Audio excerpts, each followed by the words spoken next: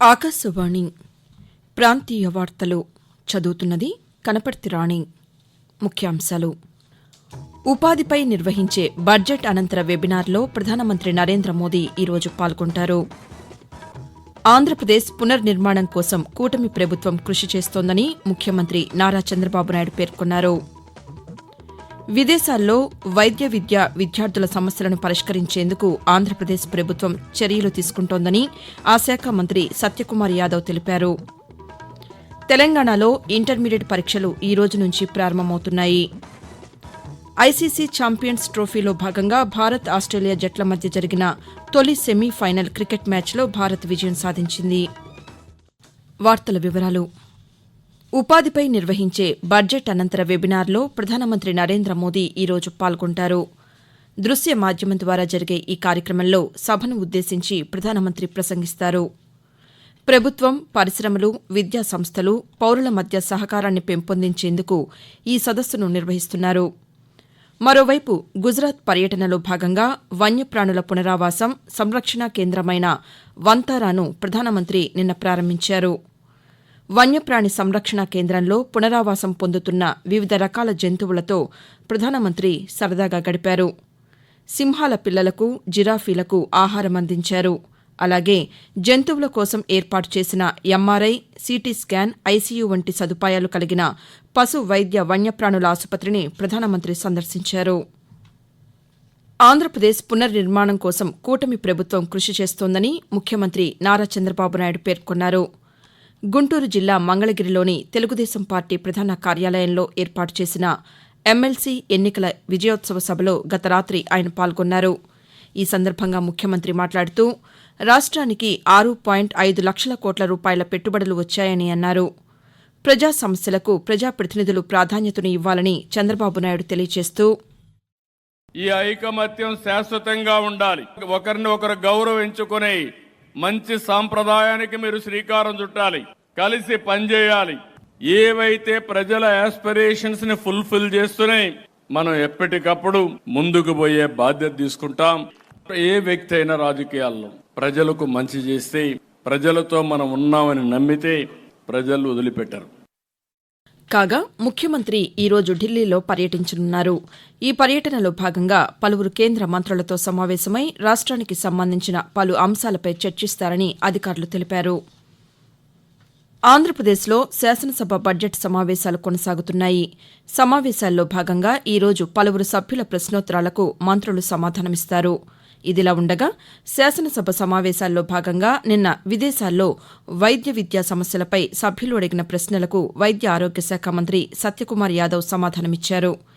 విదేశాల్లో వైద్య విద్యను అభ్యసిస్తున్న విద్యార్థుల సమస్యలను పరిష్కరించేందుకు ఆంధ్రప్రదేశ్ ప్రభుత్వం పలు చర్యలు తీసుకుంటోందని ఆయన పేర్కొంటూ, వైద్య విద్య అనేది క్లిష్టతరమైన విద్య కాబట్టి ఈ విషయంలో ఎటువంటి రాజీ పడకూడదని ఎన్ఎంసీ విషయంలో చెప్పడం జరిగింది అధ్యక్ష. 2024 సంవత్సరానికి పెండింగ్ ఉన్నవి 46, 2023 మేలో అండర్టేకింగ్ ఇచ్చిన వాళ్ళు ఒక 55 మంది, మిగతా వాళ్ళు పూర్తి చేసి వెళ్లారు అధ్యక్ష. ఈ సంవత్సరం వస్తున్న వాళ్ళు ఒక 392 మంది విద్యార్థులు ఉన్నారు అధ్యక్ష. ఎంబసీలో వివరాలు ఉంటాయి కాబట్టి ఆ దేశాలు నిజంగా వెళ్లారా లేదా అని తీసుకోవడం జరిగింది. ఏదైతే ఇప్పుడు విద్యార్థులు ఉన్నారో నిజంగా ఇబ్బందులకు గురవుతున్నారో నేను కాదనని దాంట్లో పూర్తి ప్రభుత్వానికి సానుభూతి ఉంది. వాటిని మేము రిజాల్వ్ చేసే ప్రయత్నం చేస్తున్నాం, నిరంతరం సంప్రదిస్తున్నాం. తెలంగాణలో ఇంటర్మీడియట్ పరీక్షలు ఈ రోజు నుంచి ప్రారంభమవుతాయి. రాష్ట్ర వ్యాప్తంగా ప్రథమ, ద్వితీయ సంవత్సరంతో కలిపి దాదాపు 10 లక్షల మంది విద్యార్థులు పరీక్షలకు హాజరు కానున్నారు. మొత్తం 1532 కేంద్రాల్లో జరగనున్న పరీక్షల కోసం అన్ని ఏర్పాట్లు చేసినట్లు ఇంటర్ బోర్డు తెలియజేసింది. కాగా ఈరోజు ఇంటర్మీడియట్ ప్రథమ సంవత్సరానికి సెకండ్ లాంగ్వేజ్ పేపర్ 1 పరీక్ష జరుగుతుంది. మరోవైపు ఆంధ్రప్రదేశ్లో ఇంటర్మీడియట్ పరీక్షలు కొనసాగుతున్నాయి. ఈరోజు ద్వితీయ సంవత్సరం విద్యార్థులకు ఇంగ్లీష్ పేపర్ 2 పరీక్ష జరగనుంది. ఆకాశవాణి ప్రాంతీయ వార్తలు వింటున్నారు. దేశాన్ని అంతర్జాతీయ వినోదరంగ కేంద్రంగా మార్చాలన్న సంకల్పంతో యువతలో సృజనాత్మకతను వెలికి తీయాలన్న ఉద్దేశంతో ప్రధానమంత్రి నరేంద్ర మోదీ ఆశయాలతో రూపొందించిన world audio visual entertainment summit waves సదస్సు మే 1వ తేదీ నుండి ముంబై వేదికగా ప్రారంభం కానుంది. దీనిపై మరింత సమాచారం కోసం wavesindia.org వెబ్సైట్ను, అలాగే కేంద్ర సమాచార ప్రసార మంత్రిత్వ శాఖ సామాజిక మాధ్యమాలను సందర్శించండి.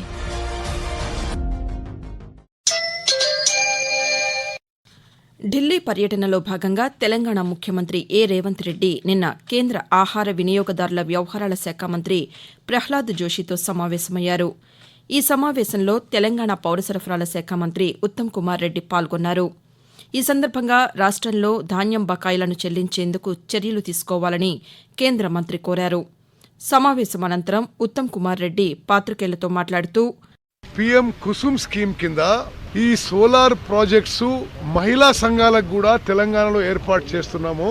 దాని కింద 4,000 మెగావాట్ల సబ్సిడీ కేంద్ర ప్రభుత్వం నుంచి కోరడం జరిగింది. ట్రైబల్ ఏరియాస్ లో మారుమూల ప్రాంతాల్లో అదనంగా సోలార్ పంప్స్ సబ్సిడీతో సహా మేము విజ్ఞప్తి చేయడం జరిగింది. అన్ని విషయాల్లో కేంద్ర మంత్రి ప్రహ్లాద్ జోషి గారు సానుకూలంగా స్పందించారు, మంజూరు చేస్తానని హామీ ఇచ్చారు.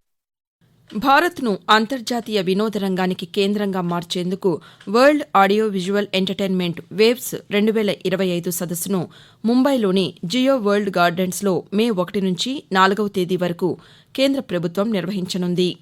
దేశంలో మీడియా, వినోద రంగం అభివృద్ది, వాణిజ్యపరమైన అవకాశాలను ప్రోత్సహించే లక్ష్యంతో ఈ కార్యక్రమాన్ని కేంద్ర సమాచార ప్రసార మంత్రిత్వ శాఖ నిర్వహిస్తోంది. ఈ కార్యక్రమంలో భాగంగా సృజనాత్మక ఆవిష్కరణలను ప్రోత్సహించే లక్ష్యంతో క్రియేట్ ఇన్ ఇండియా పేరుతో 31 అంశాల్లో పోటీలను నిర్వహిస్తున్నారు. ఈ పోటీల్లో పాల్గొనేందుకు ఇప్పటివరకు 70,000 మంది తమ వివరాలను నమోదు చేసుకోవడం విశేషం. భారతదేశ స్వాతంత్ర్య సంగ్రామ చరిత్రలో జరిగిన చారిత్రాత్మక ఘట్టాల్లో ఒకటైన గాంధీ ఇర్విన్ సంధి జరిగి నేటికి 94 సంవత్సరాలైంది.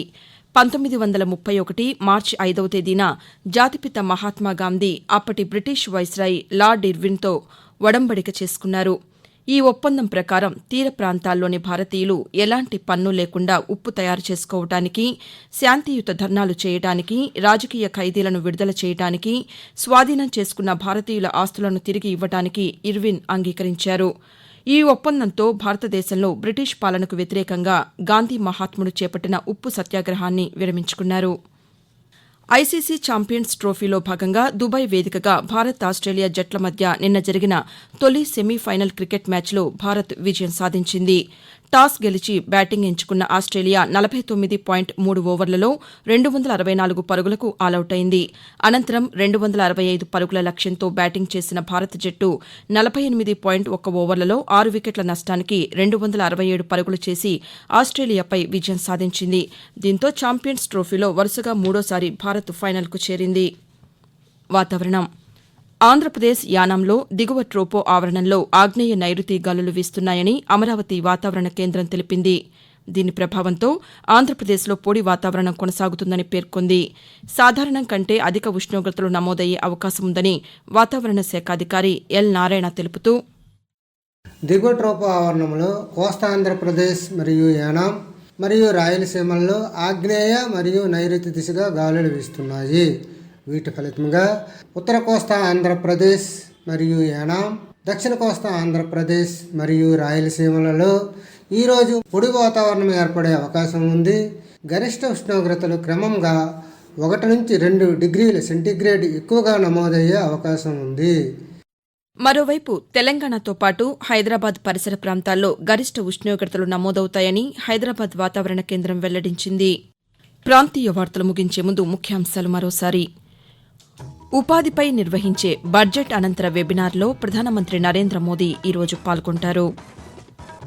ఆంధ్రప్రదేశ్ పునర్నిర్మాణం కోసం కూటమి ప్రభుత్వం కృషి చేస్తోందని ముఖ్యమంత్రి నారా చంద్రబాబు నాయుడు పేర్కొన్నారు. విదేశాల్లో వైద్య విద్యార్థుల సమస్యలను పరిష్కరించేందుకు ఆంధ్రప్రదేశ్ ప్రభుత్వం చర్యలు తీసుకుంటోందని ఆ శాఖ మంత్రి సత్యకుమార్ యాదవ్ తెలిపారు. తెలంగాణలో ఇంటర్మీడియట్ పరీక్షలు ఈ రోజు నుంచి ప్రారంభమవుతున్నాయి. ఐసీసీ ఛాంపియన్స్ ట్రోఫీలో భాగంగా భారత్, ఆస్ట్రేలియా జట్ల మధ్య జరిగిన తొలి సెమీఫైనల్ క్రికెట్ మ్యాచ్లో భారత్ విజయం సాధించింది. ఆకాశవాణి ప్రాంతీయ వార్తలు ఇంతటితో సమాప్తం.